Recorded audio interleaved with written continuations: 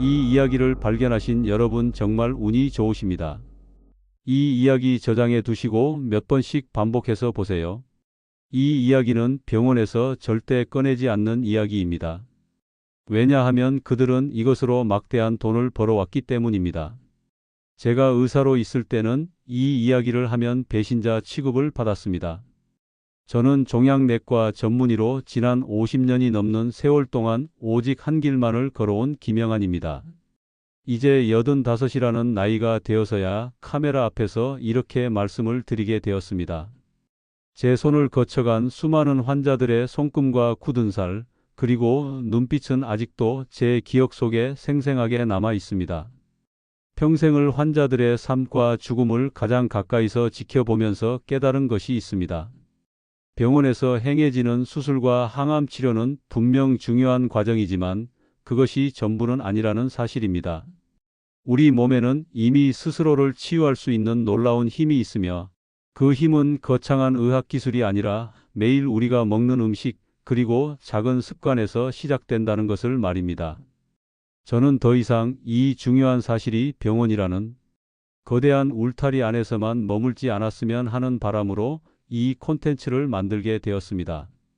제 50년의 임상 경험과 수많은 논문들을 통해 얻은 지혜를 여러분께 나누고 싶습니다.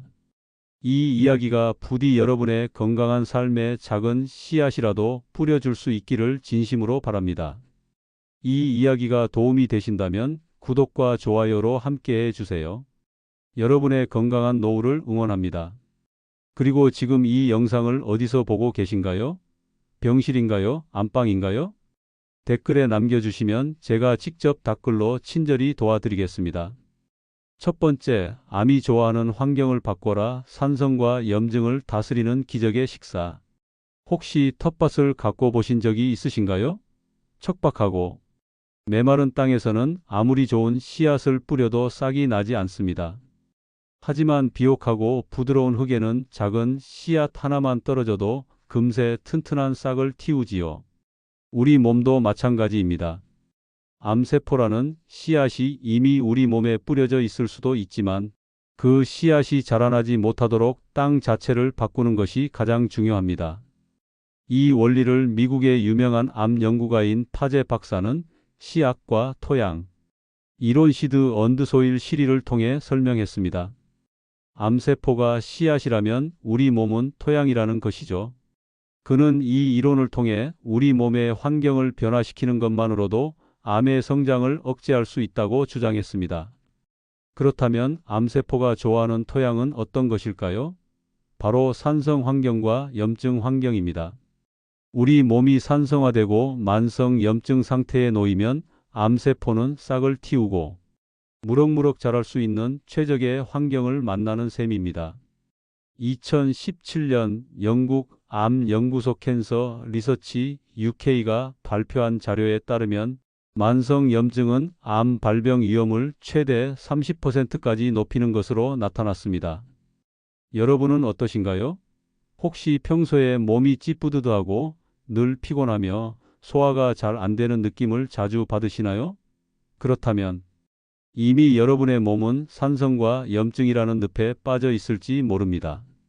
저는 50년이 넘는 의사 생활 동안 수많은 환자들을 만나며 그들의 식단을 유심히 관찰했습니다. 제가 만난 대부분의 암 환자분들은 하나같이 몸이 산성화되어 있었고 염증 수치가 높은 경우가 많았습니다. 특히 소변의 산성도를 나타내는 pH 수치가 정상인보다 훨씬 낮은 O 수준인 분들이 많았죠. 그렇다면 어떻게 이 척박한 땅을 비옥하게 바꿀 수 있을까요? 해답은 바로 채소와 과일입니다. 특히 아침 식사를 통해 몸의 산성도를 중화시키는 것이 중요합니다. 채소와 과일은 우리 몸을 알칼리성으로 만들고 독소를 배출하며 염증을 가라앉히는 데 탁월한 효능을 가지고 있습니다. 저는 환자분들께 늘 말씀드립니다. 아침에 위와 장을 비운 상태에서 먹는 신선한 채소와 과일 한 컵이 그 어떤 값비싼 항암제보다 더 강력한 힘을 발휘합니다. 저는 제가 직접 만들어 먹는 몽땅 주스를 강력하게 추천합니다. 사과, 당근, 브로콜리, 양배추, 토마토, 비트, 파프리카. 이 7가지 채소를 살짝 쪄서 갈아 마시면 우리 몸에 필요한 영양소를 한 번에 채울 수 있습니다. 생채소는 흡수율이 낮지만 살짝 데쳐서 갈아 마시면 무려 90%까지 흡수율을 높일 수 있습니다. 이 주스는 단순한 음료가 아닙니다. 암세포가 싫어하는 환경을 만드는 가장 확실한 첫걸음입니다. 지금 바로 냉장고 문을 열어보세요. 여러분의 건강을 위한 재료들이 그 안에 숨어 있을지 모릅니다. 두 번째, 이 환자의 이야기를 꼭 기억하세요. 암세포 성장을 돕는 금기 음식. 저는 50년 동안 수많은 환자들을 만났지만 그 중에서도 특히 폐암 1기 환자 김호철 님이 제 마음속에 깊이 남아 있습니다. 호철 님은 폐 일부를 절제하는 수술을 받으셨고 1기였기 때문에 추가적인 항암이나 방사선 치료가 필요 없었습니다. 호철 님은 병으로부터 완전히 해방되었다고 생각하셨고 그 가벼운 마음으로 제 진료실 문을 두드리셨습니다. 박사님, 이제 다 나았으니 먹고 싶은 것을 마음껏 먹어도 되겠죠? 호철님의 얼굴에는 해맑은 미소가 가득했습니다. 수술을 받고 힘겨운 시간을 이겨낸 그의 마음이 얼마나 홀가분할지 저도 충분히 이해할 수 있었습니다. 하지만 제 마음 한구석에는 무거운 돌덩이가 놓이는 기분이었습니다. 이미 암이라는 씨앗이 우리 몸에 한번 뿌려졌다면 눈에 보이지 않는 미세한 암세포들은 여전히 우리 몸속을 떠돌고 있을 가능성이 높습니다. 그런데도 호철님은 이 중요한 사실을 간과하고 있었습니다. 저는 그분께 조심스럽게 물었습니다. 혹시 평소에 우유나 밀가루 음식 그리고 설탕이 듬뿍 들어간 가공식품을 즐겨 드시지는 않으셨나요? 호철님은 고개를 끄덕이며 솔직하게 답했습니다. 네, 저는 빵을 정말 좋아하고 아침마다 우유를 듬뿍 넣은 커피를 마셨습니다. 빵집에 들러 갓 구운 빵을 먹는 것이 제 유일한 낙이었는데 이젠 마음껏 먹을 수 있겠지요? 호철님의 해맑은 질문에 저는 목이 메어왔습니다. 저는 그분께 우유와 설탕의 위험성에 대해 자세히 설명해 드렸습니다. 우유에 들어있는 인슐린 유사 성장인자 IGF-1는 정상 세포가 아닌 암세포의 성장을 급격히 촉진시킵니다. 또한 암세포는 정상 세포보다 포도당 수송체가 6배에서 8배나 많아 우리가 섭취한 당분을 가장 먼저 흡수하여 무섭게 증식합니다. 제가 금기 음식 리스트를 건네며 신신당부했지만 호철님은 괜찮습니다. 박사님. 이제는 완전히 나았으니까요 라며 제 조언을 무시하고 예전처럼 마음껏 먹고 싶은 음식을 드셨습니다. 그리고 3개월 후 충격적인 소식이 들려왔습니다. 호철님의 암이 4가지 전이되었다는 것이었습니다. 단 3개월 만에 1기 환자에서 4기 환자로 급격히 상태가 악화된 것입니다. 이 이야기는 저에게 큰 교훈을 남겨주었습니다. 병원에서 눈에 보이는 암 덩어리를 제거했다고 해서 모든 문제가 해결된 것이 아니라는 것을 말입니다. 우리 몸의 환경, 즉 토양을 바꾸지 않는다면 언제든 암이라는 씨앗은 다시 싹을 틔울 수 있습니다. 이 환자분은 암세포가 가장 좋아하는 먹이를 끊지 않았고 결국 병으로부터 완전히 해방될 수 없었습니다. 이것은 단순히 한 사람의 비극이 아닙니다. 이 이야기를 통해 여러분은 지금 당장 여러분의 식습관을 되돌아봐야 합니다. 오늘부터라도 암세포가 좋아하는 음식들을 하나씩 멀리하고 암세포가 싫어하는 음식을 가까이 한다면 여러분의 건강은 완전히 달라질 수 있습니다. 세 번째, 삶의 질을 바꾸는 의사의 작은 철학. 제 아버지와 저의 이야기. 의사로서 저는 늘 환자들에게 좋은 습관을 강조했지만 정작 저의 삶은 그렇지 못했습니다. 저는 50년 가까이 환자들을 대하며 쌓인 스트레스로 인해 늘 짜증과 화가 가득했고 얼굴에는 늘 피곤한 기색이 역력했습니다.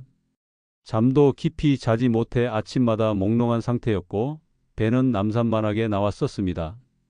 겉으로는 환자를 위하는 척했지만 속으로는 저 자신을 제대로 돌보지 못하는 의사였습니다. 그러다 제 인생의 가장 소중한 존재인 아버지께서 폐암 4기 판정을 받으셨을 때 저는 제가 평생 환자들에게 해왔던 이야기들을 떠올릴 수밖에 없었습니다. 20대부터 피우시던 담배를 60년 넘게 놓지 않으셨으니 폐암은 어쩌면 예견된 결과였을지도 모릅니다. 하지만 여든이 넘은 노령의 말기암이라는 진단을 들었을 때 제 마음은 한없이 무거웠습니다. 병원에서는 항암 치료 외에 특별한 희망을 주지 않았습니다. 저는 그때 결심했습니다. 병원 치료는 병원에서 하고 저는 아버지의 몸을 완전히 바꾸는 데 집중하겠다고 말입니다. 병원에서 아무리 좋은 항암제를 써도 암세포가 좋아하는 환경을 그대로 두면 아무 소용이 없다는 것을 너무나 잘 알고 있었기 때문입니다. 저는 아버지께 매일 아침 제가 말씀드린 몽땅 주스와 따뜻한 생강 레몬 꿀차를 만들어 드렸습니다. 처음에는 이게 무슨 소용이냐며 믿지 않으셨습니다. 담배를 끈질기게 피우시던 분위기에 식습관을 바꾼다는 것은 더욱 어려운 일이었습니다. 하지만 제가 직접 만든 음식을 정성스레 드시는 아버지를 보며 저는 절대로 포기하지 않았습니다. 그리고 놀랍게도 작년 4월 말에 폐암, 사기 진단을 받으셨던 아버지는 지금 놀랍도록 건강한 모습으로 제 곁에 계십니다. 엑스레이를 찍을 때마다 깨끗해지는 폐를 보며 의료진들도 놀라움을 금치 못했습니다. 아버지는 이제 담배도 완전히 끊으셨고 매일 아침 저와 함께 산책하며 활기찬 하루를 보내고 계십니다. 아버지의 변화를 보며 저는 저 자신의 삶도 되돌아보게 되었습니다. 저는 제 삶에서 누구 때문에라는 말을 완전히 지웠습니다. 저 환자 때문에, 저 직원 때문에, 내 남편 때문에라고 생각했던 것을 멈추고 제 마음을 바꾸는 연습을 했습니다. 그러자 신기하게도 짜증이 사라지고 깊은 잠을 잘 수 있게 되었습니다. 겉으로만 건강한 척했던 저의 몸과 마음이 비로소 하나가 되는 것을 느꼈습니다. 이처럼 식단은 단순한 영양 공급이 아니라 우리 몸과 마음 전체를 치유하는 힘을 가지고 있습니다. 지금 혹시 힘든 시간을 보내고 계신가요? 여러분의 건강한 삶을 위해 오늘부터라도 한 가지라도 바꿔보시길 바랍니다.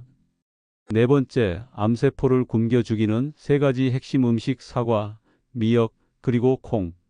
이제 여러분의 몸이라는 토양을 바꾸는 첫걸음을 떼셨으니 그 다음으로 해야 할 일은 암세포가 가장 좋아하는 먹이를 끊어내는 것입니다. 암세포는 무한 증식하는 특성이 있는데 이 성장을 촉진하는 연료가 바로 당분과 포화지방입니다.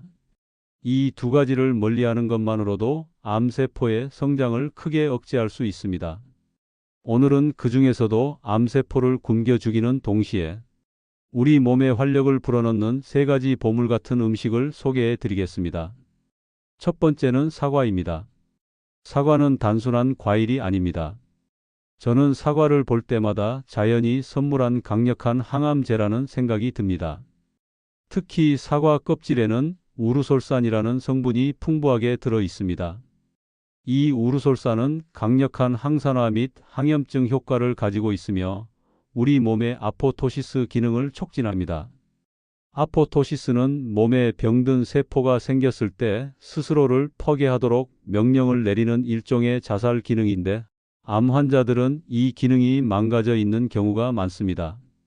우르솔산은 이 기능을 활성화시켜 암세포가 더 이상 퍼지지 못하도록 막는 역할을 합니다. 그러니 사과를 드실 때는 반드시 껍질째 드세요. 과육은 당분이 많지만 진정한 보물은 껍질에 있습니다. 두 번째는 미역입니다.